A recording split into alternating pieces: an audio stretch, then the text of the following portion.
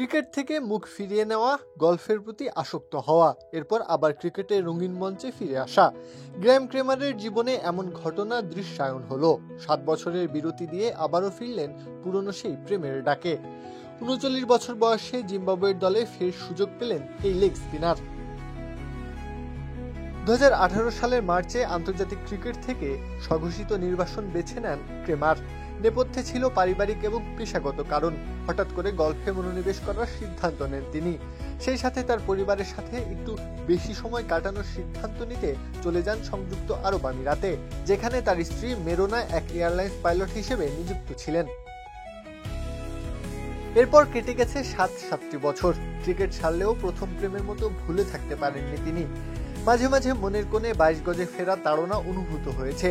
শেষটাতে আর নিজেকে ধরে রাখতে না পেরে ক্রিকেটে ফেরার ইচ্ছা পোষণ করেন তিনি। তবে ক্যারিয়ারের অন্তিম লগ্ন যে চলমান। শেষবার যখন ক্রিকেটের মাঠে ছিলেন বয়সটা তখন 32। সময়ের কাঁটা ঘুরতে ঘুরতে এখন তা দাঁড়িয়েছে 39-এ। তবুও ফেরার জন্য উদ্গ্রীব হয়ে ওঠেন। জিম্বাবুয়েতে ফিরে এসে বিরতি ভেঙে খেলা শুরু করেন ঘরোয়া লিগে। জিম্বাবুয়ে তাকে সুযোগ দেয় আবারও। আফগানিস্তানের বিপক্ষে আসন্ন টি-20 সিরিজকে সামনে রেখে দল ঘোষণা করা হয়, যেখানে গ্র্যাহাম ক্রেমারের পুরনো নামটা উজ্জ্বল হয়ে ধরা দেয়। আন্তর্জাতিক ক্রিকেটে ক্রেমারের যাত্রা শুরু হয় 2005 সালে বাংলাদেশের বিপক্ষে।